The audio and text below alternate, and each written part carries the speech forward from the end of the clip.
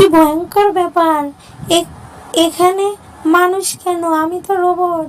মানুষ কি আমাকে মারবে নাকি এখন? আজব তো, তুমি কথা বলতে পারো?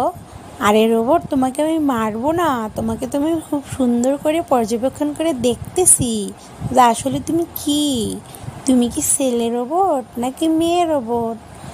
আমি এটাই পর্যবেক্ষণ করছিলাম। তোমার ভয় পাবার কোনো কারণ নাই, কারণ আমি তোমাকে মারবো না। ঠিক আছে? Thank you baby. আমি হচ্ছে মেয়ে রোবট। আমি তোমার আজ থেকে বন্ধু, অনেক ভালো বন্ধু।